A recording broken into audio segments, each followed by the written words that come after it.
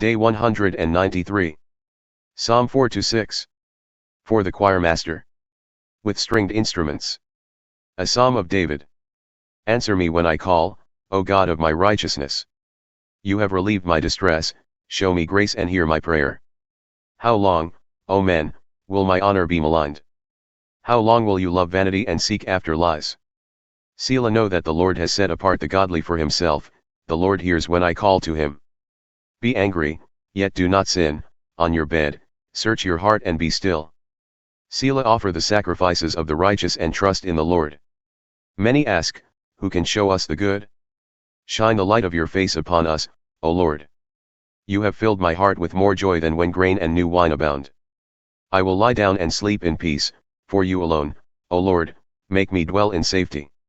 For the choirmaster, to be accompanied by flutes. A Psalm of David. Give ear to my words, O Lord, consider my groaning. Attend to the sound of my cry, my King and my God, for to you I pray. In the morning, O Lord, you hear my voice, at daybreak I lay my plea before you and wait in expectation. For you are not a God who delights in wickedness, no evil can dwell with you. The boastful cannot stand in your presence, you hate all workers of iniquity. You destroy those who tell lies, the Lord abhors the man of bloodshed and deceit. But I will enter your house by the abundance of your loving devotion, in reverence I will bow down toward your holy temple. Lead me, O Lord, in your righteousness because of my enemies, make straight your way before me. For not a word they speak can be trusted, destruction lies within them. Their throats are open graves, their tongues practice deceit. Declare them guilty, O God, let them fall by their own devices. Drive them out for their many transgressions, for they have rebelled against you. But let all who take refuge in you rejoice, let them ever shout for joy. May you shelter them, that those who love your name may rejoice in you. For surely you, O Lord, bless the righteous, you surround them with the shield of your favor. For the choirmaster. With stringed instruments, according to Sheminith. A Psalm of David. O Lord, do not rebuke me in your anger or discipline me in your wrath.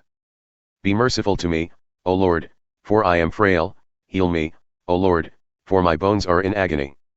My soul is deeply distressed. How long, O Lord, how long? Turn, O Lord, and deliver my soul, save me because of your loving devotion. For there is no mention of you in death, who can praise you from Sheol?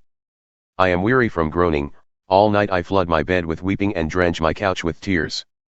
My eyes fail from grief, they grow dim because of all my foes. Depart from me, all you workers of iniquity, for the Lord has heard my weeping.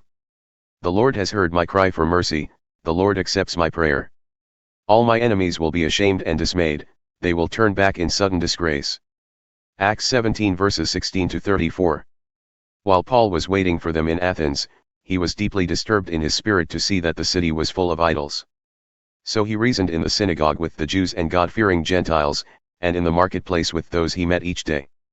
Some Epicurean and Stoic philosophers also began to debate with him. Some of them asked, what is this babbler trying to say? Others said, he seems to be advocating foreign gods. They said this because Paul was proclaiming the good news of Jesus and the resurrection. So they took Paul and brought him to the Areopagus, where they asked him, may we know what this new teaching is that you are presenting? For you are bringing some strange notions to our ears, and we want to know what they mean. Now all the Athenians and foreigners who lived there spent their time doing nothing more than hearing and articulating new ideas. Then Paul stood up in the meeting of the Areopagus and said, Men of Athens, I see that in every way you are very religious. For as I walked around and examined your objects of worship, I even found an altar with this inscription, to an unknown God. Therefore what you worship as something unknown, I now proclaim to you. The God who made the world and everything in it is the Lord of heaven and earth and does not live in temples made by human hands. Nor is he served by human hands, as if he needed anything, because he himself gives everyone life and breath and everything else. From one man he made every nation of men, that they should inhabit the whole earth, and he determined their appointed times and the boundaries of their lands. God intended that they would seek him and perhaps reach out for him and find him, though he is not far from each one of us.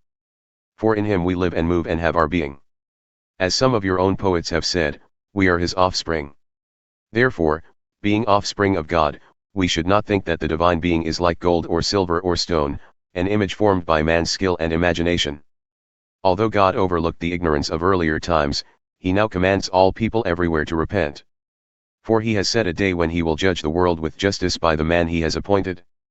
He has given proof of this to everyone by raising him from the dead. When they heard about the resurrection of the dead, some began to mock him, but others said, "We want to hear you again on this topic." At that, Paul left the Areopagus.